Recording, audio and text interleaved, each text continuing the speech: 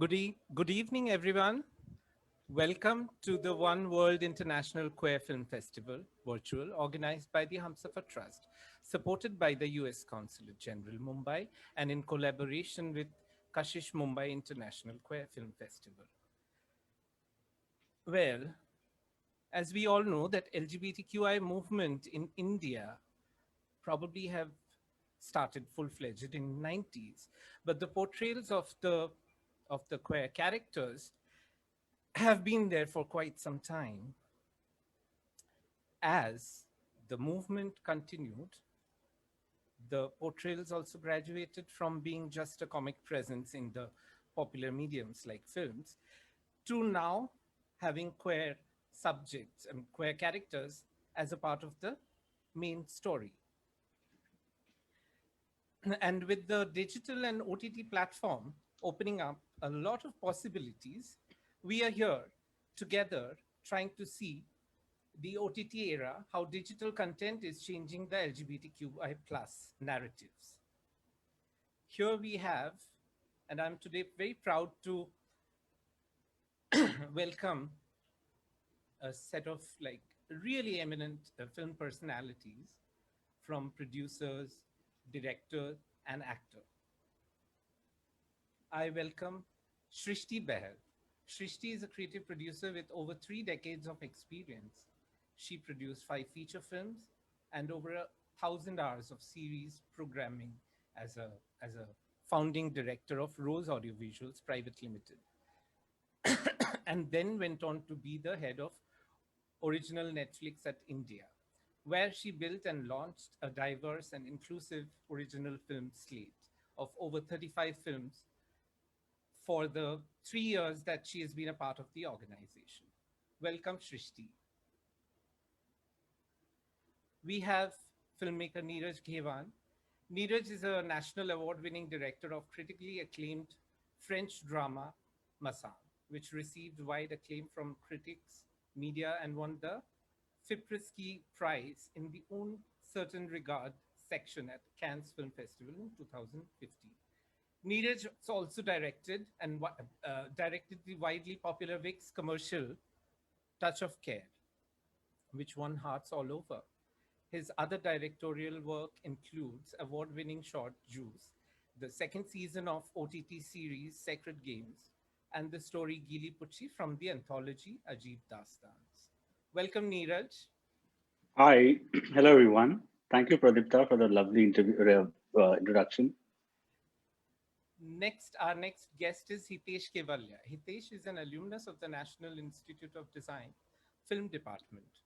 Over the years, he has worked across genres like feature films, advertising, television, dramas, and short films as a screenwriter and director.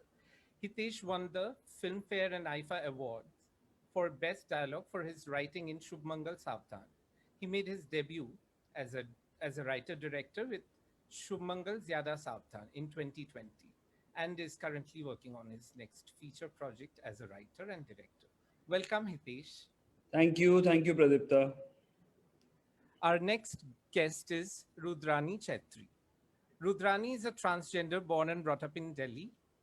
She is the founder member of the community-based organization CBO in Delhi called Mitra Trust and works with the issues of men who have sex with men, MSM, transgender, and hijras. She is the founder of India's first modeling agency for transgenders, BOLD. Rudrani is also an actor and a model. She was last seen playing a transgender character in a feature film called The Last Color. She also represents India in Global Fund for HIV/AIDS, tuberculosis, malaria, and trans as a trans person. She is also managing committee member of InfoSim India Network. Welcome, Rudrani. Thank you all. Thank you, Pradipta. Thank you all for saying yes to this panel discussion. So, first of all, to be able to see, to understand where we stand with the OTT or digital platforms, I would like to ask ask Srishti as a producer that Are OTT or digital platforms more open to allow queer expressions as opposed to traditional media? I think that the flagship of OTT is actually diversity. And it gives us the opportunity as creators to be able to have more inclusive storytelling. You are no longer dependent on something that's a one size fits all. And that's a huge, huge advantage that you have on streaming, wherein you can find the audience for your content in its best possible way. And it doesn't have to be something that uh, everybody comes in. And in fact, when something resonates with any segment of the audience, that leads to a lot of conversation and intrigues more and more people to come into watch different kinds of films, whether it's languages or it is ethos or it is regions. And I think that's the biggest advantage. So definitely I would think that it's a greater enabler than something that needs to speak across to everybody at the same time always. So do you think OTT platforms truly believe in being inclusive and bringing about social change, or it's just riding the, trading waves? Because right now we see, look around that, having queer characters or queer themed content seems to have become like it's in vogue, seems to be like that. So do you think the platforms, the OTT or digital platforms truly believe in bringing I in inclusivity? I think this is a sign of the times, and at the end of the day, it is the business of the OTT to make sure that any kind of content that you would like to see and anything that would resonate with different sets of people would be definitely something that they would want to have on their services, right? I would take a less cynical view of it. Of course, it's good for business and everybody's here to do their business, but it's also making everybody feel a lot more confident about not having to conform to typical stereotype, um, you know, storytelling, be it the formats that you're telling the story in or the stories of people who may have been marginalized or who have definitely been marginalized, but still have a lot to say. So it's only good for the service, and it's great to see that the audiences are also coming up ahead and enjoying it, like say Shubh Mangal Zyada Savdhan or Gili Poochi for that matter. I don't think it was restricted to just a particular set of people that have appreciated it, but it's something that's resonated because a good story, well told, it shouldn't matter where the origin of that story is. As long as it speaks to people, because at the end of the day, we are all coming from an emotional place. And what you're here to do is to entertain and educate the audiences, and that's what they come to us for to services for to escape and sometimes identify. So whichever way it is that you want to look at it, it's only good for everyone to be part of this movement. Okay, so are you saying that it's probably opened up, like obviously a better sort of created a better sort of environment where it's not entirely having a very massy approach towards storytelling? I've always had this feeling that massy is a very misused word, because eventually when it speaks to people, when it speaks to a mass of people, it is massy. So you don't really know what it is that's going to resonate with the largest possible group. Today, when you see like what we've seen on the outside, like Shubh Mangal Zyada Savdhan, which is like a theatrical conventional setup in terms of release, it's something that has spoken to a very wide amount of people. Or like a Gili Poochi that comes into those kind of conversations, or a Made in Heaven that resonated not just within India but also outside, with a certain eye on telling a story for the sake of what the story is meant to be, and not for doing something just for impact or conversation. And I think that authenticity comes through because the ability of watching anything on streaming is essentially to be able to watch it at your time, at your convenience, in the format that you want to do it, whether you want to do it in a room full of people, you want to do it by yourself, and also the content being so easily accessible to everyone. It makes it likely that if you hear that there's this really good story somewhere, or this really good series or part of an anthology or a full feature film, it's easy access for you. So it's not something that you have to beyond a point go and the first 5, 7, 10 minutes of your feature or your series, it just kind of sucks you in. And if you're invested in those characters, then I think they cease to exist only in their in their sexuality or their income or their socio-political context. In fact, they just become somebody who interests you and draws you in to see what experiences they have, and sometimes find a lot of commonality with who you are. So yeah, definitely, I think streaming makes it much simpler to tell very diverse stories. Okay, so coming to Neeraj and Hitesh, I mean, from where what Srishti just shared with us, do you think the OTT platforms have actually, you know, made the boundaries, like broadened the boundaries of making a very sanskari story? I mean, even if you are saying something which is probably a taboo, or something which could be controversial, making it like little sanskari. So do you think the OTT platforms are um, uh, really, I mean, created the area where one doesn't need to stick to the so-called sanskari, follow the sanskari structure as one would have to if it was a television program for the prime time? Hitesh? I think taking on from what Srishti just said, I think OTT platforms definitely have helped, and I would actually credit the reach of the internet. It's internet which has really democratized not just content making but content sharing also. And anyone who has a camera today and has a voice can make something which people would watch and decide on their own whether they agree with it, whether they like it or not. So yeah, OTT has come in on at the back of this reach of internet that we have seen in our country. I think there's always been a symbiotic relationship between content creators, the content, and the conversations that are happening within any society. Nothing comes out in isolation, and somewhere content creators, I think, feel that the conversations that are happening around us need to be reflected in the films that we make, in the web shows that we make. And sometimes when a certain misrepresentation happens, or which used to happen, that has reduced, because we see that film now. Any film from the 90s you pick up and you see now, you sometimes cringe, but at that point of time we were all laughing and clapping at it.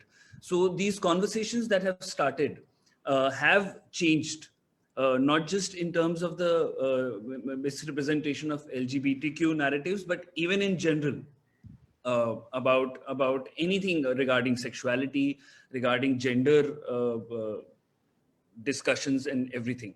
So I don't think, whether it's OTT, whether it's the content creators, whether it's the writers, directors, or even the audience, nothing exists in isolation. So it's happening back and forth. We create content. If people like it, it becomes commercial. And the more people see it, the more they are open to the next wave of opening up in terms of our storytelling. And as far as the Masi is concerned, I think if suppose Shubh Mangal Zyada Savdhan, the more people would see it, the more the message would reach. And message is not the only thing. We are making films. We need to entertain them, entertain the audience also. So I think Masi means good.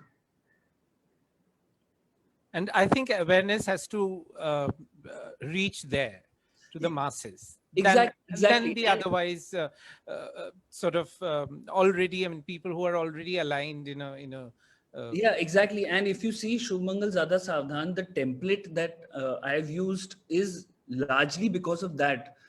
We feel warm when we see a cliche, because we know it. We are used to a cliche. So I've tried to use cliches because of this reason only, so that when the audience is coming to see a film about LGBTQ protagonists, then they need to see something which they are used to, and through that we use these techniques to reach to the people. So coming to you, Neeraj, what is your take on what Srishti and Hitesh just discussed? I mean, both are completely right in the sense that I feel, firstly, I think that somewhere around, I think the same people are making it. So there's to demarcate OTT versus theatrical space. I think the makers are somewhere around the same line. It's just that the democratization has happened because, of course, OTTs come with a lot of rigor, with a lot of institutionalized approach to make LGBTQ and diversity stories as part of their themes. They've gone and made it an institutionalized approach to it. So that makes all the more difference. But also that we should address that it's also the lack of CBFC being there. Because it that is one thing that makers like me would be like would be happy to go for, because that something that you really want to talk about is not being curtailed and not being snipped from every scene and shown in a light where you don't approve of it. Okay, so that we need to be aware. And I feel fundamentally it's not like OTTs are doing it for like Srishti said, that there is a proper thing at Netflix that they want to make it a proper diversity program. I mean, I've gone through that whole process of how they ensure at doing it. And same with even Amazon Prime and the other OTTs. I've seen that. See, at the end, I feel fundamentally it boils down to intent of the makers. If the intent is tokenism, it will show.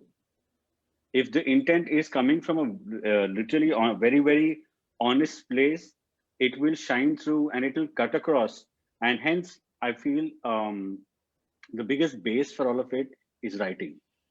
If we see, I sometimes see that, if let's say cishet people are making queer content, and there is this tendency to suddenly feel happy that, oh wow, I'm making something queer narrative. Or even let's say any other subaltern that they're making, they feel happy about it, and then they feel that okay, the job is done. So no matter what I do, it's going to work. So I feel it should be like once you get into it, you should forget uh, patting on your back, because you're not supposed to. It has to serve a story. It has Your characters need to be humanized. They need to talk about a certain narrative. That's when things will normalize even more, because the larger intent is to normalize these stories and not to make them stand out and then be like, acha, this happens here, but yeah, it doesn't happen in our scenario. So I think that intention uh, is crucial. Yeah. So, so are you saying that maybe it's not, I mean, which one is better, or like the mainstream media or the OTT? But so are you saying that the OTT is certainly adding on to the change in a way? I mean, Of course, they are. I feel OTTs definitely are bringing about the change, because, I mean, when I had to speak to my parents and I have to tell them that, listen, I'm making this, and I thought that there is going to be that resistance about, I've made a film on two lesbians, and how are they going to take it? And I was surprised to see that they were absolutely fine by it, and because I remember them talking to me about having seen Made in Heaven, and they spoke about the characters, and they was talking about the gay characters' pathos in it. So they, hop skip the barrier of having to look at a queer character, but they identified and humanized that character and felt sorry for him, or wanted to have good things happen to him. So I think that is where OTT is bringing in that change. But also, at least, I feel, honestly, I would like to have that space where I can also take these stories to a theatrical and make it with the same rigor, make it with the same passion and same integrity that I hold for when I make stuff on OTT. Because audience, of course, is different. You can't say the audience is literally the same. There is a large amount of audience. I think the audience that goes to theater and who watches it, it is, of course, like you call the mass. There is the need for normalization, even more so, because I think in our homes there is that awareness, and that yes, it is a thing that people do understand now, what LGBTQI means, what are queer narratives, what are binaries. People do understand, but maybe not those. So I think if at all it has to work, that'll be the dream to actually for it to be in theaters, which has happened a lot. Even Hitesh has also made it, but more so, becoming it to become absolutely no difference from cishet narratives. That is the dream to be.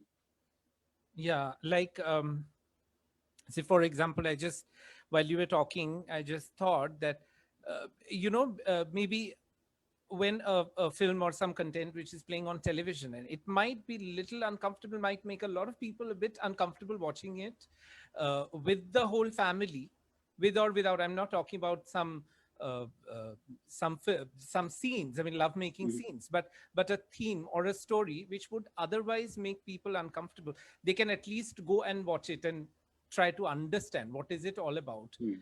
if it's available on OTT platform, because that gives you a sort of flexibility to watch it at your own sweet time, right? I mean, you're not, Agree. you don't really have to wait for the prime time where the whole family is waiting in front of the television set, TV set, and getting you uncomfortable. You can, and so that's also probably one area where the OTT platforms are sort of playing as a catalyst in the change.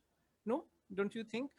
Of course, I mean, like for instance, my mother can now binge watch. She doesn't have to wait for the next day. I remember her 3 hours were set in the family that nobody could even dare touch the case serials that were, and some I remember from 8:30 to 11:30 there was continuous. So she would but now I think she can just like go at any time, pause at any time. Of course, that freedom is may look rather trivial, but I think it's a very, very big one. To have that freedom of choosing your kind of content that you want to watch at your own convenience is to be honest, like I'll tell you, I prefer watching at home rather than theater because I get, I mean, I can't even stand someone putting the phone light on. So yeah, I'm quite an weirdo that way, but I absolutely like the comfort of my home. Just put on like nicely like big TV, and that's what I like. No, I absolutely enjoy watching a film in a theater, and I mean, preferably a single screen theater. But it's very irritating when people start talking. I mean, Yeah, getting a message, and so that's really. I mean, these days that really messes up my, I mean, kills it for me. Okay, so Rudrani, do you think, coming to you, question to you is that you've heard the producers and directors' perspective, I mean, their take on OTT and how it's changing the narratives. So, Mhm. you as an activist, what do you think that? Do you think that OTT platforms have actually, um, I mean, contributing, if at all, contributing towards this bringing in a social change? Maybe not directly, maybe indirectly, whichever way it is. Okay, thank you for the question, Pradeep. I don't know whether I'm going to be too harsh or what, but I am actually very happy with the OTT content. Maybe there is a scope of improvement. There is, a lot of thing we can do with it. But what we used to see, in the all those stuff, prime time, and if you remember the films, you go, 10 years back where a transgender person was always mocked, or just she was a caricature of, and people can laugh and gag, and there was nothing. But now I think not everything is perfect, but some of the content is so educational that people, started talking about it. There are other contents in this, this OTT platform which I do not agree with, that, like, for example, Pati Patni or Wo, which, though I watched the full, and I was really, I was stabbing myself why I'm watching it, and what I can do to, get it off air. But of course, I mean, I watched a lot of, you know, OTT content with my mother, my family, my, friends, my college friends. And and it made it very easier for me to make them understand, the real life situation. For example, the film I did, when I never wanted to do this film, Vikas forced me, like, he said that I fit for the character. And when I read the script, because as part of my work is I've been working with community since 2005, and I heard stories of, police brutality, rapes, and, people begging because they have been disowned. So when I read the script, I was so able to, see a real person, in this film. And I said it, yes. So I say OTT is doing good, but if it is just a trend, then I think it should not be that way. But if it continues in a long term where not only people are talking about communities and giving them also, it is also about, jobs. I think a lot of my friends who are now trans actors, they have started getting jobs, maybe a very small, tiny little role, but they're so happy about it because they are making their presence, and they can actually, you know, maybe, I don't know whether argue or, make them understand that this is the, better way to put it, because maybe you don't have the full information. It's just not only that, casting directors and producers, sometimes they call me, they just don't want to, ask for people of certain age and, certain looks, but they also want to understand about the community. So I think here is the change. Yeah, right. So, I mean, what you just shared with us about certain serials or certain content, which is not, I mean, which you don't agree with. I mean, probably even I wouldn't agree to. I mean, agree with certain content on OTT platform. But then again, probably we have to look at it as a business venture also. No, it's not really a say, it's not somebody out to do some social change or a social work. It's still end of the day a business venture, and hence I think there would always be this, like, chances would be there to again making a certain kind of content into a formula that sells, or supposedly, or somebody assumes that this sells uh, more. So I do agree with you, Pradeep. I mean, this entire fraternity and, entire business is so commercial. End of the day, even if you want to, make a content for a social change, but you still want, at the same time, as a producer, you want it to, go big. People should be watching it, and you should, be doing commercially good. But, at times I've seen when earlier, the panelists was talking about, different audience are looking for different kind of content, and you can go soft somewhere, and somewhere you do not have to go to the dark secrets and, talk about the uh, dark realities. There are contents which can be, put in a very decent way, in a way that people get, at least people start, having this conversation. I don't know. I mean, a lot of people didn't like those Tana, but at the same time, I believe there are a couple of aunties who were totally unaware of that gay people do exist. Maybe it wasn't a perfect story, but at least they came to know that, there are people who identify as gay. So maybe sometimes what you vision as what I vision as, to bring a social change and, get respect and dignity. And it's at the same time, people who are making films and people who are making this content, they want to do commercially good.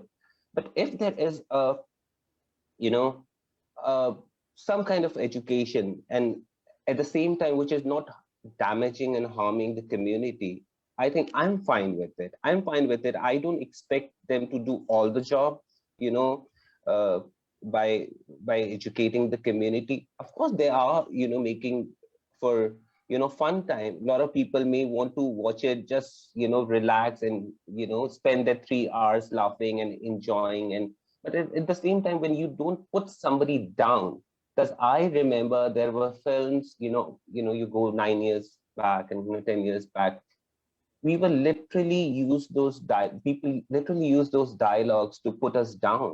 They made it, in a way that we were so afraid of getting out of our house, cross the lane, because a couple of boys may be standing there and using the same lines and using it. Still, I think a lot of old films, they do use this dialogues, like the word hijra in a very derogatory way. But things are definitely changing, and the best part, which I like, the people who are making it, maybe producer, directors, other actors, from the non-community, and writers, they are willing to listen. They are willing to, understand and talk to communities before putting things together.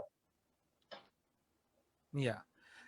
Thanks, Rudrani. So my question is to Srishti. What do you think? I mean, as a producer, or as a content producer, I mean, share with us your experiences about the challenges of creating queer content for the OTT platforms.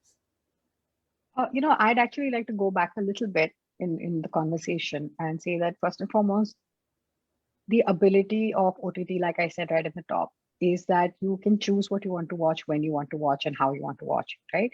So as producers as well, when there is a story that we want to commission or a story that we want to attach ourselves to, your politics reflects in that always, right? Because you cannot be exceptional to that. There is no, every format has its own requirement, as in like, that you need to be a little more mindful when you're doing appointment viewing, say on a linear channel, that TV is on generally in a single TV household, the way that India is largely, and what is acceptable and not acceptable for an entire family to sit together and watch.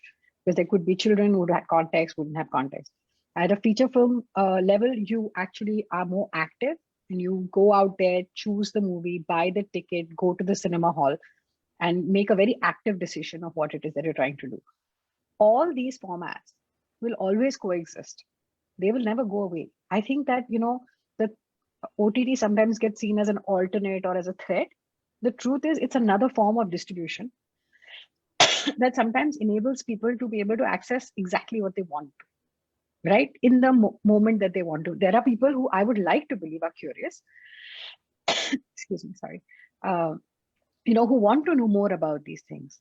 And they want to know more about people in different parts of the world, in people in different circumstances, people from different affinities, and the opportunity for them to experiment on that in their own time exists. There needs to be, diversity means everything, getting all the diverse point of views, which doesn't mean excluding one thing, even if that's the mainstream, right? So if you're inclusive, you've got to include everything in all kind of formats to go there. But change, to build on what Rudrani was saying very rightly, is that this is it's a drop and drop and drop that fills up the bucket eventually, right? There's going to be no one moment and one film or one theatrical release or one series on a TV show or on a OTT platform that's going to change the thinking of the world. But it's again, like Neeraj was saying, that we're talking about normalizing these things. So everything that, what I find a little difficult to wrap my head around is that if you need to have somebody from a LGBTQ plus community, why does the content have to be only about that? Using people as part of everyday life, because I'm the hero of my story, but I have friends who are from different sexualities, from, who are more binary. And in my story, I'm the hero, right? But they exist as full-fledged 360-degree human beings. So I think that making sure that that kind of inclusion comes into the storytelling is something that's a little easier to do when you are there, since this is specifically about OTT. But this is something that needs to go through. And the biggest thing that we need to do is use our cinema to educate as we entertain and to make people comfortable with this material. I'm sorry to say there are a lot of things that happen on linear television, which I would find appalling for my child to watch. But the normalization of those things is why parents don't react in that particular way. Because, like Rudrani was saying, the fear that you can understand for a transgender person using, having to hear these words and crossing the road is a fear that a lot of young women feel as well. You see that in the cinema as well, right? Or for sometimes little boys. So these are just common things that I feel that the education, especially the storytellers, will tell. The fact that you have Hitesh or you have Neeraj, and they have actually dwelled into this. And I had the opportunity to work on Gili Pucci a little bit, and to be watching this story kind of come together in this man's mind. He set out to tell a story, and that's what's resonate, because that film is about so many things that what comes out from within that is what is speaking to that person who's watching. It's about privilege, it's about caste, it's about sexuality, it's about so many things. And I think that kind of holistic thing is what's going to make a difference when we start looking at everything as full body and really invest in the story and not in conversation, gossipy, impact value, and using anything for something like that. I don't know if that made sense, but yeah, absolutely. So Hitesh, can you say something about it? I mean, starting from where Srishti, what Srishti just shared with us.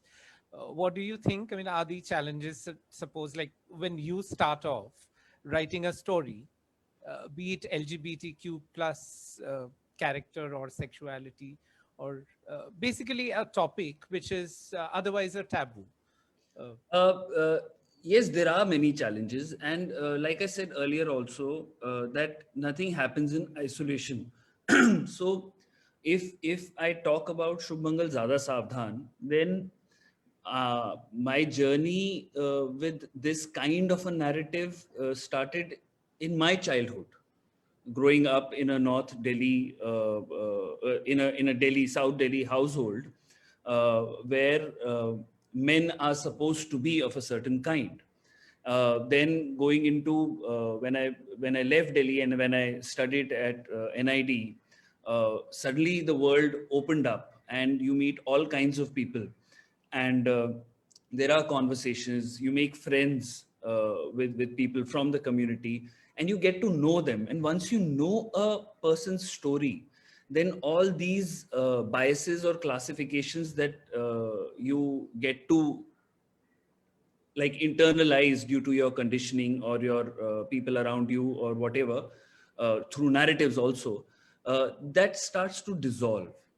And for me, when I was writing Shubh Mangal Zyada Savdhan, I relied on that aspect, that one needs to tell a story in as humane way as possible. And see, we are creators, and but we are also human beings. So many times when you are dealing with a narrative, subconsciously we are also dealing with our own biases. And then writing becomes such an internal process that you have to question yourself. You have to question what you're writing, whether you're writing it consciously, what kind of biases are coming out on the paper. And it's a very fulfilling process, I would say. And but at the same time very scary. Like, it was my first film as a director. uh, but at the same time, Shubh Mangal Savdhan, the earlier one in the franchise, which I had just written, really gave me the confidence how it was taken up by the audience. It was about erectile dysfunction, and uh, the topic was taboo, and nobody had done it earlier in terms of speaking it aloud. And I had to do it in such a way that the entire family can sit and watch. So I've had calls from people who asked me when the first one was released, that can I go with my parents? And, and I told them, how were you born? So definitely you can watch it with your parents. So yeah, and I realized when the reception of that film I saw, it really gave me the confidence to use this kind of a franchise, which the kind of a space that it has opened up for conversations, I should use to say something important. And that's how Shubh Mangal Zyada Savdhan came into being. And I discussed the script with you also. So there was always this back and forth in my mind that am I going right? Am I going wrong somewhere? Somebody needs to tell me. And Neeraj pointed out right that if the intent is correct, then it shows. And if it is somewhere not going with the kind of a narrative that you want to say, then it will show. And it was a huge responsibility, apart from it being an entertainer, apart from it trying to represent LGBTQ characters in the correct way possible. uh, it was a roller coaster ride for me as a creative person, and I was elated at the response. And lots of people said, how can a cishet person write a queer narrative? And I had just one answer for them, that there are many things in this country which we are told not to do. So let's not add one more thing to it.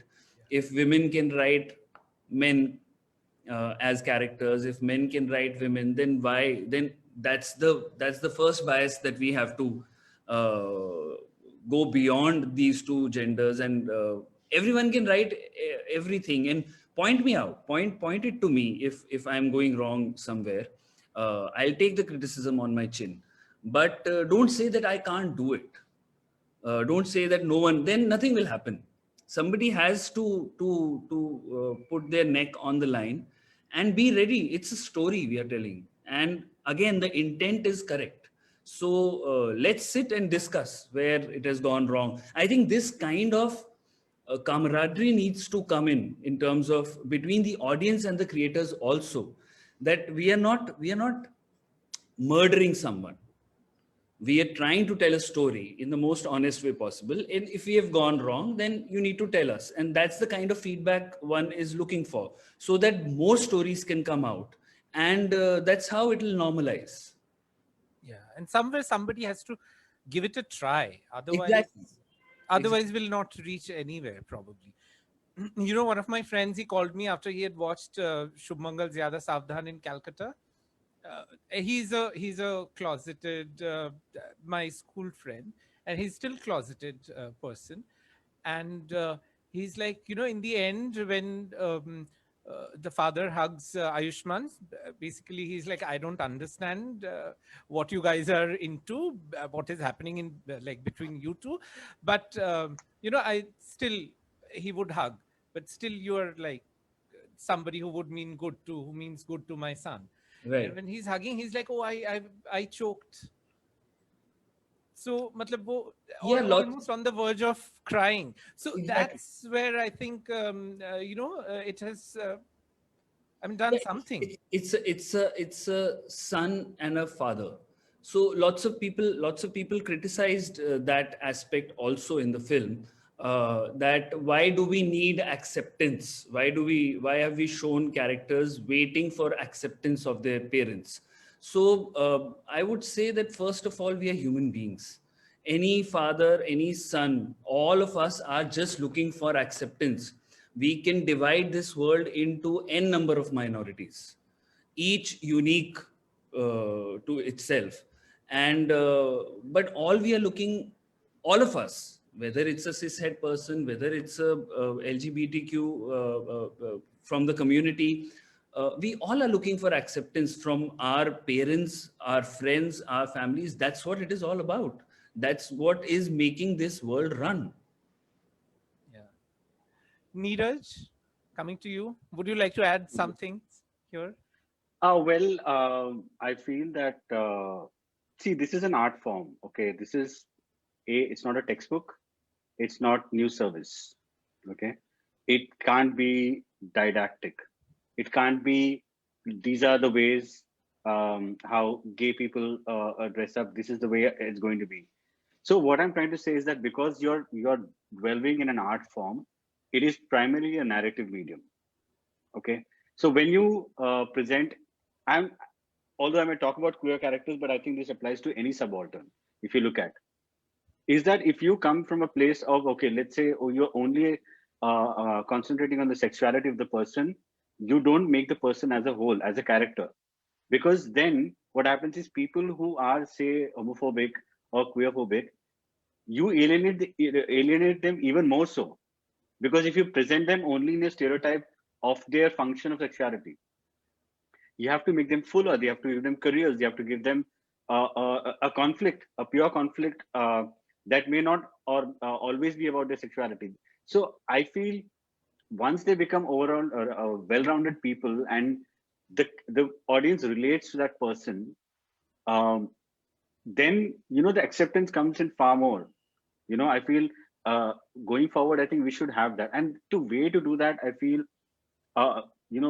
way back I said right at the start I said about intentions. I legit feel that when any of us are making content about any of the subalterns, even if it could be queer, even if I'm being cishet and making queer content, it all boils down to um, having lived experience. Okay, because nothing can replicate lived experience when you're writing about subalterns. You can how much ever can try, Pradipta. Like I cannot ever relate with what travails that you go through in your life to find acceptance. I cannot. I mean, I can empathize and sit together, but you know it so well. Your lived experience can never be, um, reimagined from my point of view. Which is why I feel when we write, in the writing stage, we have to involve people from the community. That is the most crucial thing, because I mean, I actually get pitched for so many commercials, and I ask them that who in the writing who was part of it, and then I tell them that, listen, that's how it's not going to. It may be good, but you're doing disservice to the community if you're not involving them in your stories, in your writing process. I feel a similar debate also comes into the picture where we talk about how we want subaltern to be represented by subaltern. LGBT characters should be presented by LGBT characters. I That is a dream that I want to have. That we'll someday we'll have a show like Pose in our country, where it is completely made and acted out by queer people. But baby steps. I think we're literally like many decades behind. Okay, so we can't suddenly the same thing that happens with like a lot of um, Dalit people would think that it's happening so much with Black racial history that you see so many Black films. We are a century behind. We can't suddenly leapfrog into it. So we have to start slowly, slowly, and that will happen by way of like for in Giri Pucci also. And I realized that I'm writing it with another writer who we are men here writing it.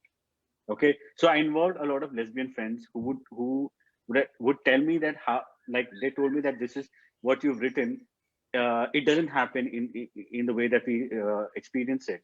So and I immediately corrected it, and I realized that oh, that is such a male gaze thinking that I had. I had to rewire myself. So how much of a well-meaning you are, well-read you are about the community, it is impossible to replicate lived experiences.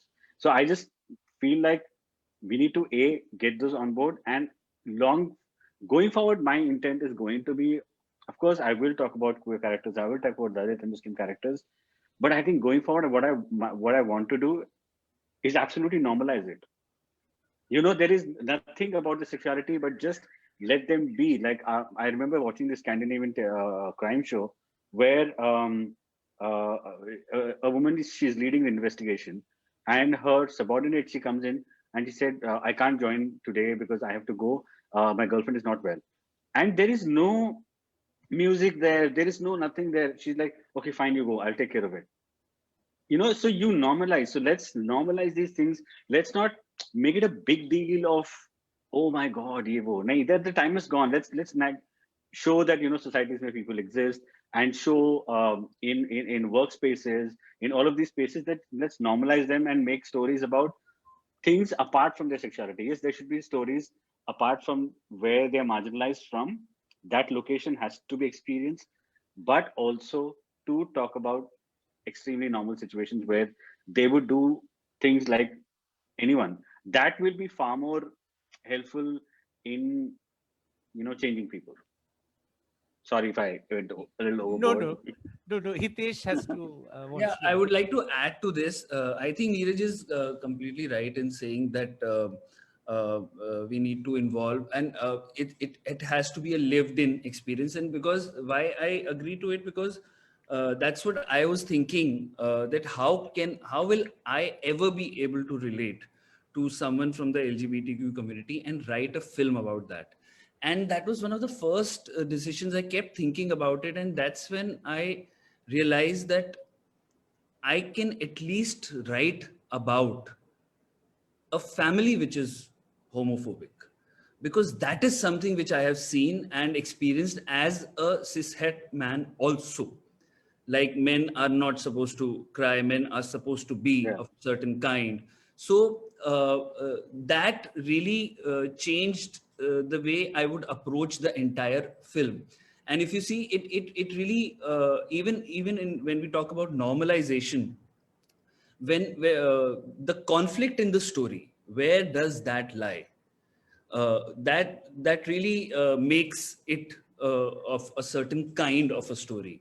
So if you see Shubh Mangal Zada Savdhan, the effort was that the conflict lies with the family and not with the two boys. And that's where, if you see, none of the laughter that you get, even if you're watching it with the audience, you always laugh at the reactions of the family and not really at the fact that they are from the community. So I think all these things happen when you write, and the more you think about it, and the more you collaborate with people from the community, even if it is for discussions, even if it is for to get to know them better, I think it really helps. Okay, so coming back to this, the whole discussion about normalizing the stories or the narratives, LGBTQI characters or the narratives or their stories, um, which of course, I mean, we as Neeraj also said that we are like decades behind the West probably, where you have series like Pose. But then while watching Pose, I just realized that nobody really um, identified the stories of the Hijra houses. Pose is actually a story of. I mean, something similar has existed in our society for many, like for hundreds of years. Uh, the Hijra houses and their competitions, their conflicts, whatever. So while watching Pose, I was just thinking that nobody really uh, saw an opportunity in writing a story about one of the Hijra houses in India.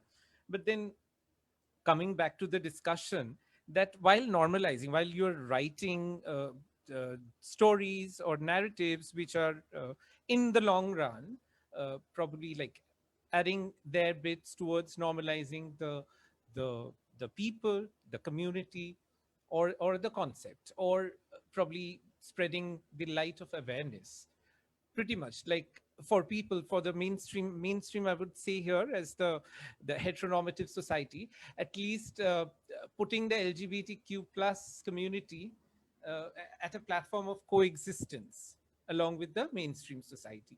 So that will probably still take some time, but there are efforts being taken. But while writing such stories or such content, are there problems, as in terms of like to the extent of how do I put it across, like what you want to show, or some aspect of their relationship, or some aspect of their stories, uh, would it be allowed to, I mean, I would not want to use the word censorship, but is it even allowed, or are you even allowed to write that part of their stories or not, or make it more subtle? So are there challenges, I mean, the OTT vis-a-vis like the mainstream, the feature films versus OTT? Do you think there are some differences there? We'll start with Srishti. it all eventually just comes down to what it is that you're trying to achieve with that sequence or with that moment, right? If you're looking at sensationalizing something, then it doesn't matter whether it is hetero or not, right? You wouldn't want to be in an uncomfortable position or something that's just salacious in any form of relationship. So I think when there's an honesty or there is the intention to do it, like there was pretty, it depends. The degree depends on how much comfort you have, how many foreign films have you seen, how much exposure do you have to many other things, how nuanced your narrative is, because some things can make you extremely uncomfortable in a relationship that you don't relate to, which has got nothing to do with the sexuality. It's just the reaction. It's the way that people react to uh, things, and where the hurt is felt and where the marginalization plays in, right? So I think the sensitivity to write all content needs to be the same. I do agree with what our directors were saying on this, which is basically you want to make sure that you get as inclusive as you can. But I think the responsibility of making these narratives mainstream and normalizing them, for lack of a better term for it, it doesn't rest only on people from the community. And I think that, like Hitesh was saying, especially that, it's very easy to jump on the mistakes that people make when they're trying to do it. But if you come back to looking at why they are trying to say this story, it might be sometimes more important, and you learn from it and you confront it and you bring it out. And mostly I find that filmmakers, they, I'm sorry, boys, but, they love their film. They love what they're trying to say. And there's so much honesty in what they're saying that they always feel that they haven't done it right and everybody's not kind of got it and they could do even better. And they're always struggling with that. So when you find something, that jabs on something that makes sense to them, they are more than happy to correct it. But I think this whole separation, because even like I would push back a little bit, I'm sorry, Neeraj, on the Pose example and say that I wish that there are times, we're still in a world in India where we get applauded for female directors and female producers. And people are actually called out as being a female filmmaker. We haven't reached that point of normalization where your gender doesn't play in. So we are like really far from there. But I think the most important thing is that if we all kind of empower each other and we all are a little more sensitive, the kind of understanding that we seek when we are attempting something, if we do that for the others who are attempting something as well, it's going to be maybe a little quicker. But going back to the Pose example, is that I don't want to see necessarily content about the community made exclusively by the community. I think making content about the community by people from outside would be like the ultimate triumph. Or for that matter, you have a community that comes together to tell a story that is even more. I know that there's awareness that's required, and that's only going to come with the effort of all these things. But when it all kind of, maybe I'm being utopian, but when it all kind of merges and you're unable to tell, and you come back and you come out of a story and you don't know whether it was a male director or a female director, or it was cisgender or somebody from the community, I think that is the ultimate triumph of content. And oftentimes we are all in this filmmaking community that we all belong to, but to the audience, we are not necessarily able to tell. I would be very surprised that even if our parents were able to identify, the politics of the person who made the content, all they know is whether they got caught up in the story or they didn't. Srishti, 100% agree with you on the Pose example, because when I said also, I meant it's a dream. I hear That you. is so many decades like later that it will happen. I hope it happens in a decade or so. But yeah, I mean, what you're trying to say, I totally understand, is that yes, right now we need everyone to make queer stories. Everyone to make with all honesty, with of course my personal thing, lived experience has to be there. But when I mean to say that, like Pose as an example, what I mean to say is that not in the depiction, but in terms of employment, in terms of them getting space in popular workplaces as film, as art, them being represented. Because if they're not part of creation, they're also excluded, because somewhere they also need to be given the chance to say their own stories. It could be, it could apply to any subaltern.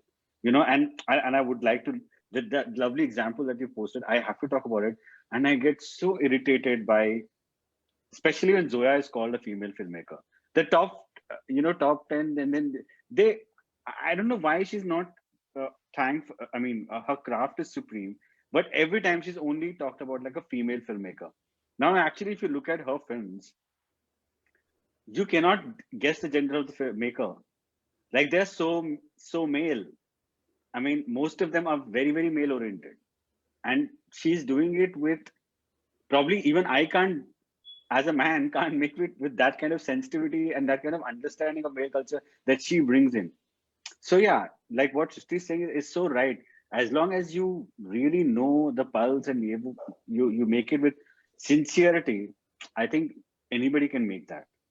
But of course, like on depiction on camera, uh, as actors, that is something that slowly we need to bring that in, that uh, subalterns can get a chance to make to represent themselves on screen.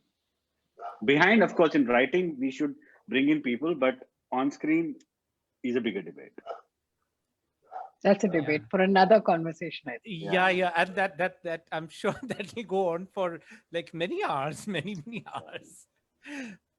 Yeah, but then Neeraj, I have one question which I think I would want to ask you and Rudrani together. That the first time, probably, if I'm not wrong, Neeraj, that you had worked with LGBTQ plus theme was the Vicks ad with Yeah. with Gauri Sawant, right? Yeah. Playing the main lead. Yeah. So why was that decision being made? I mean, was it I think, I mean, was it already been decided by the agency or the Yes, I production would house? not like to take claim for she being hired by myself. It was completely, the agency was looking to talk about queer narratives and then get people on board like that. What my attempt has been with the film to make her go beyond what society sees her, to legit be seen as a mother, or the aspiration of wanting to be a mother, to be seen as a mother, to be accepted as a mother. Yeah, legally not possible, but maybe to be seen as a mother. I mean, that's how she wanted it. And it was so liberating to just work with her. You spoke of the Hijra households that you spoke about, Pradipta. She actually is a leader like that. And she was living with at least 10 of them in a very small house in Malwani at that time. And when we went there, she was making fun of uh, our producer who's not very. She was not able to get in, or she was being very hoity-toity, like मैं पहले बहुत मोटी हुआ करती थी. She's using all the humor, and then she suddenly disarmed everyone. And we sat there, and then we asked them, what did they do? They said, we saved turtles. You imagine a bunch of this household. All they do is that they try to save turtles. They've saved 1,000 turtles apparently. And I was so aghast to see that, such a lovely thing to show. From there on, again, like, if we are making stories of Gauri Sawants, please let them take somewhere the precedence of, yes, you take the narrative thing, you build it up, but somewhere please allow their choices in. Please allow their misgivings. Please allow um, their imperfections to come through. And it should only come from them. That's only when it becomes 100% honest.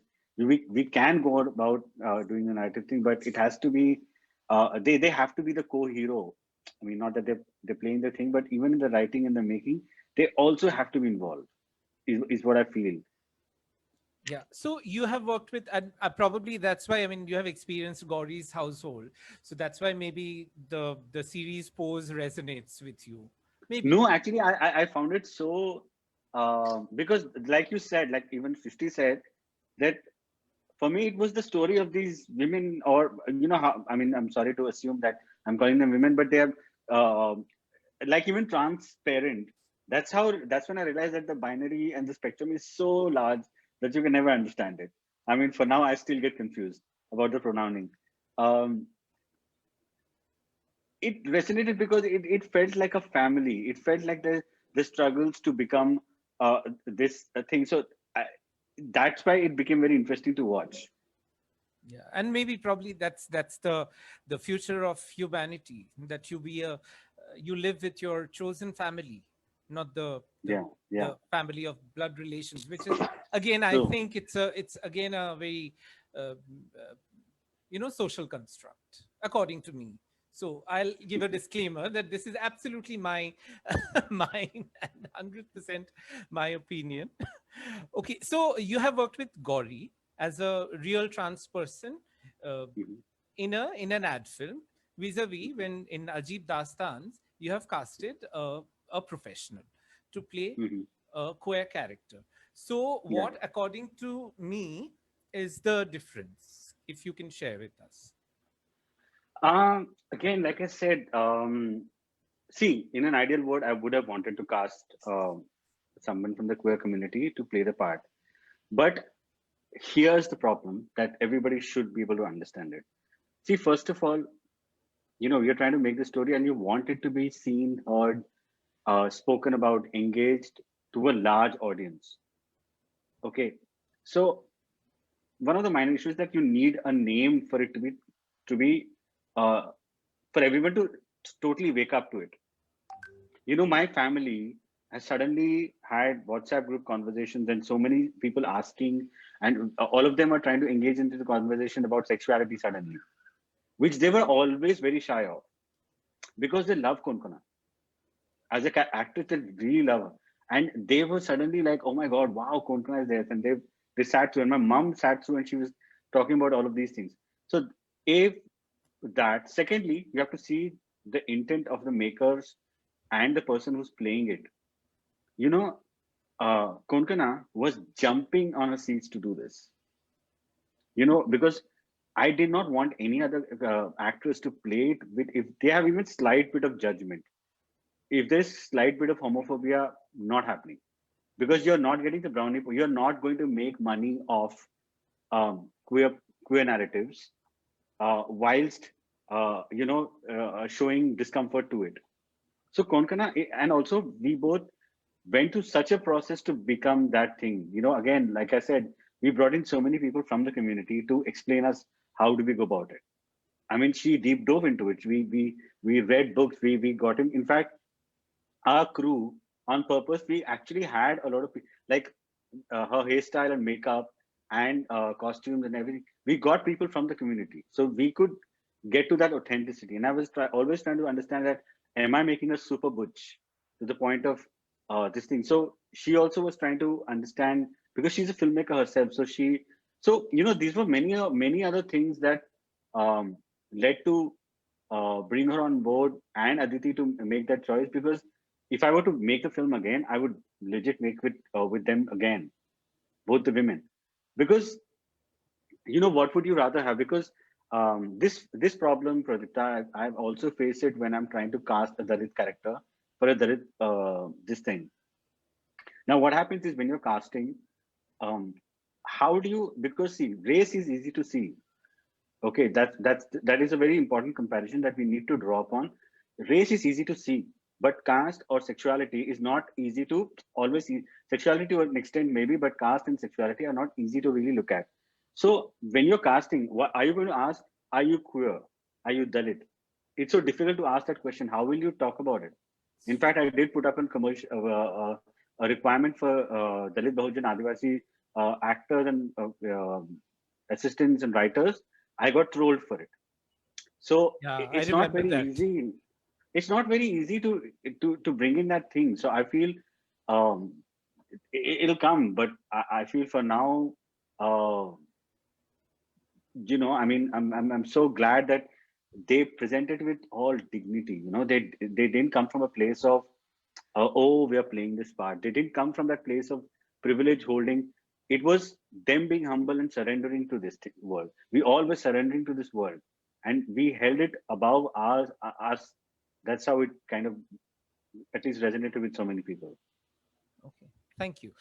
Rudrani, what is your take on uh, I mean, you have seen both Gauri, you have seen Gauri in the Vicks ad, right? And you have seen the Okay. narrative, the story of a mother, right? And you have seen how Konkona has portrayed, played the character in Gili Pucci. So, what do you think? What is your take on the difference between the somebody, I mean, actually taking a queer person to play a character, play a role, or taking a professional actor playing a role? Okay. First of all, though Neeraj did not take credit for it and he gave it to the agency, but I must say, Neeraj, it's a beautiful, beautiful work.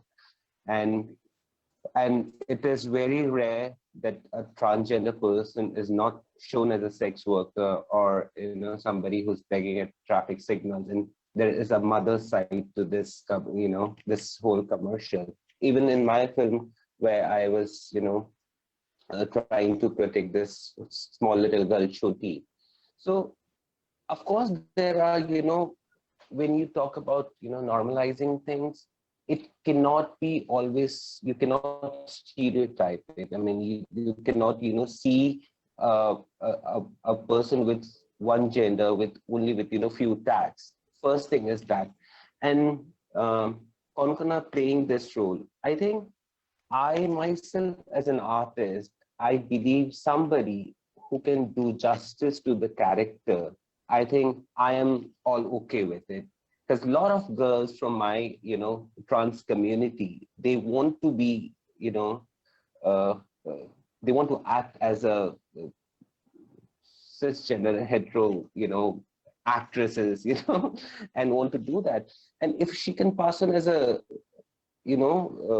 that actor, I think this should be fine. And actor's job is, an artist's job is to do do justice to the character and not make something different out of it. So when I was watching Ajit and I saw Konkona, it was not even a second I thought like she is not a queer person. She was so queer to me, and I was so into it. And it was a fabulous thing. So I believe as an artist, let's not restrict ourselves. Let's not restrict ourselves that I'll be only playing a trans character, or somebody who is not from the community, they cannot do those characters. But for example, there are some damages which has already been done, like some action hero doing a big commercial film, playing as a trans person. And oh, Let's not talk about it.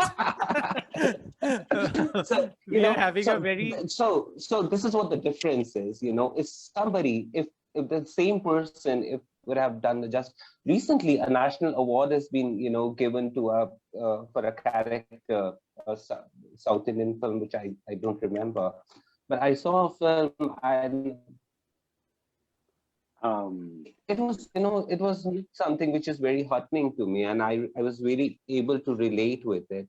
So somebody who played it, and if there is a good direction, and somebody who understands the community, and Neeraj, I must say, we don't have to wait decades to make something like Pose, and people like you are here, and so cross fingers. I just want to see it happening in your coming years. So congratulations, all of you, for all of your work. I mean, it's fabulous. Thank you, yeah. Rudrani. Thanks, Rudrani, as very well Oh, said. Maybe it's not. We are not that far. I mean, we don't. We might not have to wait for decades. But yes, by saying this, I do agree to what Neeraj say, that we have to take one step at a time. I mean, we can't really. And now that, as told by Srishti and Hitesh, that along with the parallel, I mean, along with the mainstream, the feature film, along with that, OTT is a parallel movement, offering us, all of us, uh, a much maybe larger sort of palette and canvas to sort of talk about and discuss the LGBTQI plus narratives and stories and characters. So yeah, we have almost, I think, reached towards the end. Only very little time is left. So so we'll have to wrap it. But it was like I did not realize that it's been more than 1.5 hours. So quickly, I would ask all of you the last question, which is, I mean, we have already sort of covered everything that we, set out to discuss with you people. I mean, is there an audience of queer content beyond the queer community in this country in future? Hitesh? I Oh, okay. Srishti. Yeah, sorry. you go No, I first. said I can Yeah, yeah, tell. yeah, yeah. I said, we are a country of stories, okay, and queer And culture is and, diversity. and diversity, and there is so much uh, of queer stories in our mythology and in our storytelling. If we just what we want is a great story well told, and it may seem utopian, it may take a minute, but there's no better set of people who will eventually learn to resonate with it. We just have to have patience, and I think need to just keep at it and not give up easily. Thanks. Hitesh? I think definitely we do have an audience beyond the queer community, and maybe see anything that happens in any society. It's not a, a structured or a linear kind of a growth. So the growth is always messy in any kind of a society. And yes, it might be one step forward, two steps back, but it is definitely happening. Depending on the regions, depending on our conditioning, depending on the kind of economic class or any other kind of divisions that we have created, where we are coming from and where we are headed. It might be a very messy process, but it is indeed happening, as I would at least like to believe it, with a certain bit of hope. So yes, there is. Neeraj? I mean, like, there is always the audience. There is, of course, why else would a Vicks commercial become so popular? And I mean, that is one example for me. Sorry to be quoting my own work as an example here, but that is the only legit proof that I have that, I mean, even Vicks was surprised. For them, apparently, it is the most successful campaign for them ever. And it only became possible because of Gauri. And obviously, it's lauded by so many people because they resonated with the feeling of a motherhood and motherhood that has been robbed off to you because of who you are. So that feeling can resonate with anyone. So I think at the end there is audience for emotions, for heart, for true love stories, for conflicts, for crime, for whatever. And maybe we need to understand that it's devoid of gender. Maybe if we push through, it'll happen, and it is being seen. So I think let's give audiences more due than they actually get credit for. That they are quite intelligent, they're quite susceptible and open to a lot of narratives that we may be a little tight-lipped about. Yeah, I think we at times, many a times, underestimate the audience or misjudge the audience at times, thinking or assuming a lot on their behalf that they might not accept certain things, which is not true. I mean, but then we do need to wait till somebody like you making a Wix ad with Gauri, and which proves the fact that it's ultimately the emotion which is important, not the sexuality of the characters, of who he or she is, or he or she identifies as. Yeah, so we can probably take some questions. I mean, just a couple of questions because we don't have any time left. I have hogged entire time and all the panelists. So yeah, do we have a question? There is a question which is oh my god, this is like a very difficult English me something somebody has I asked. think only how talk about how intersection. important, so basically it's I think if I've understood the question is that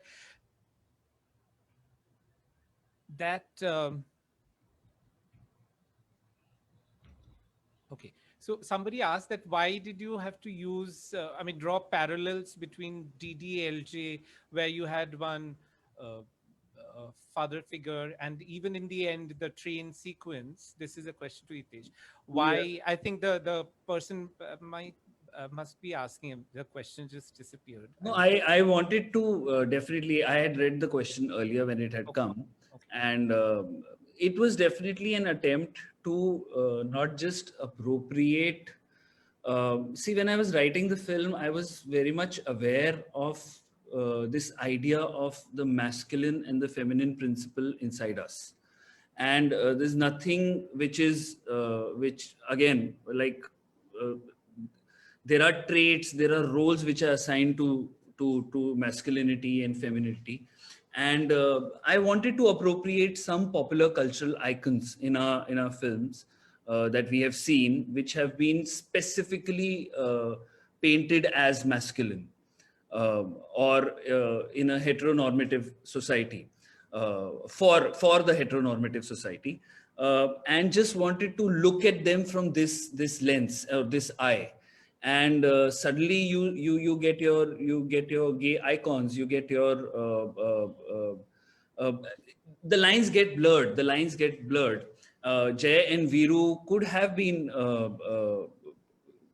gay lovers, and why not, why don't we see it from that eye? And it was an attempt to normalize retrospectively, if I can say that.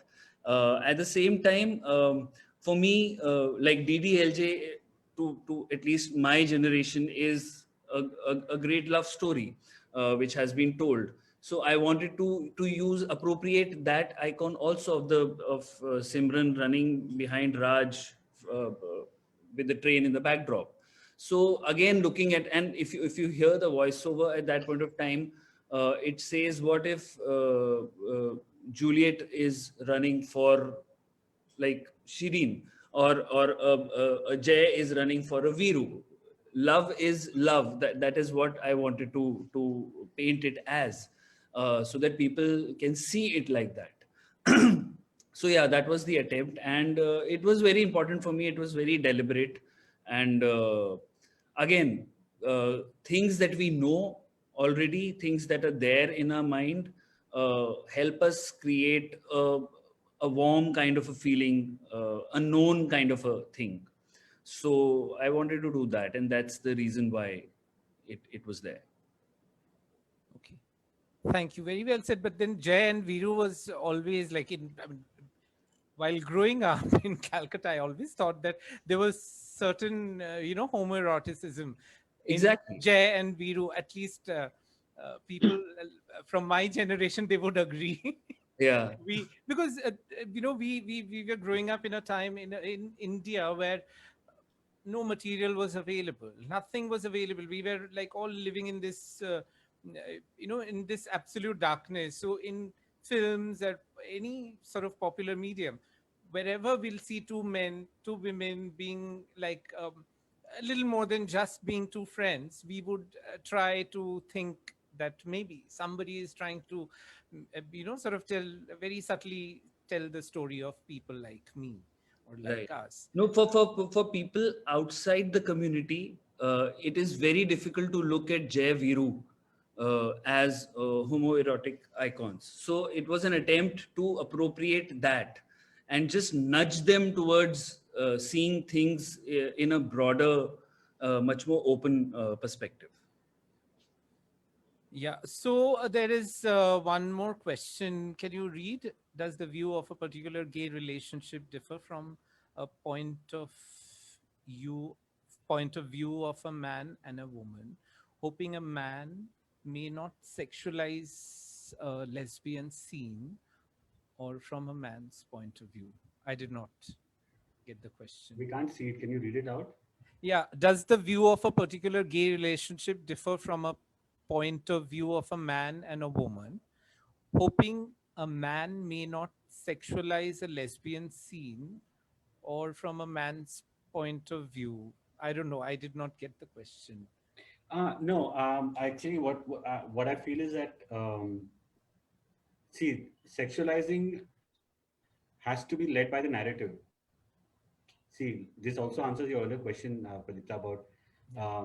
love making scenes and stuff. I feel it all comes from character and plot and narrative. If it doesn't come from there, it will feel dishonest. It will feel out of place and titillating. Yeah, as Srishti very nicely explained that then it'll become sensationalization Yeah, I mean, of the liberties. I mean, I'd say no. Like exploitation of the if liberties. I'm showing extremely promiscuous couple, regardless of the gender, and who are repressed or whatever, they may have aggressive sex. They may show a lot of aggression in them in the way that they enact sex. So it is about their character at the end. It's not going. Then I can't normalize it. Then I can't show it very sanitized version of it.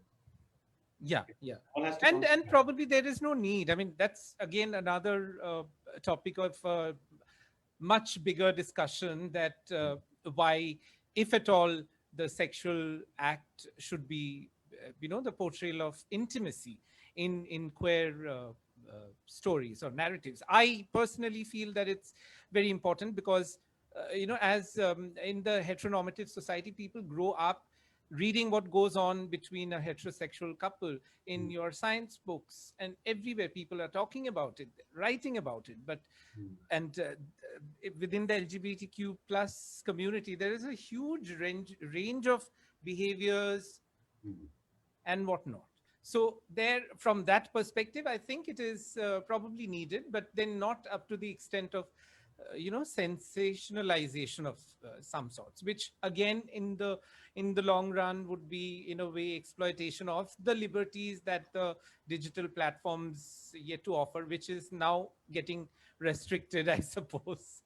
With time there are restrictions, but yeah.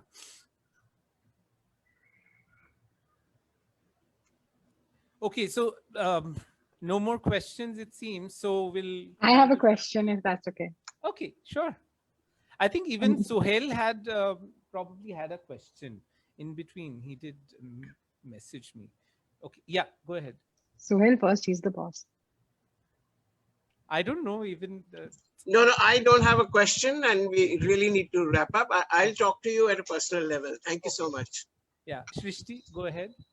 So I'm just going to try and make this quick, because while we all, Hitesh and Neeraj and I got a chance to talk about how optimistic we are about things going forward, I'd say, Rudrani, what can we do better as people trying to create this kind of content? Do you feel that there's enough? Is there something else that we can do? And how are you feeling about it? The audience is being open to content, which is not. The question is for me? Yeah, yeah. Okay. So I think you guys have been doing a fabulous job. I mean, the content and everything. I think the artists and the people from the community, I think they don't have a platform right now. So what we need to do is, have some kind of platform for them, at least. For example, somebody like me who did a one film and I did another film for, another film institute. But if I want to grow as an artist, I don't see it happening, because it's so much of limited work we have. It's just, once in a lifetime, I may get something, and there's somebody, some other trans person or queer person who will come, will just do one. I think as community, as Rudrani, I'd like to see a trans person, taking Filmfare, getting the Filmfare, getting an Oscar, getting a national award. So this is what my vision is. So I think, and all of you beautiful people can contribute, and we have already started it. So yeah.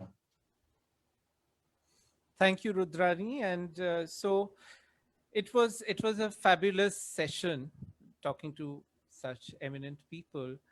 So where we stand right now is, as all of you all would probably agree with me, that yes, we are maybe slowly but steadily, we are heading towards a better better future, where obviously the OTT and digital, or the digital platforms, have as a parallel movement along with the popular mediums like television and cinema, to be able to open up to many more LGBTQI plus narratives and stories, and maybe job opportunities also as professionals.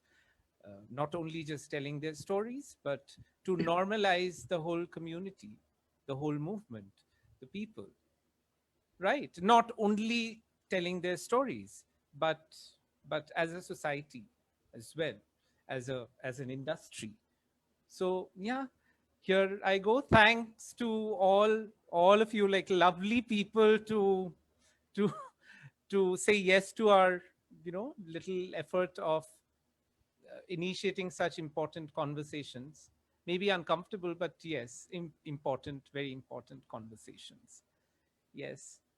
Thanks. Thank you. Thank Thank you you. for having us. We Yeah. have to do the Thank you for group. having. Yes, yes. Suhail, last words, please. No, just let's take a group now, please. Okay. Hitesh. Suhail, we can't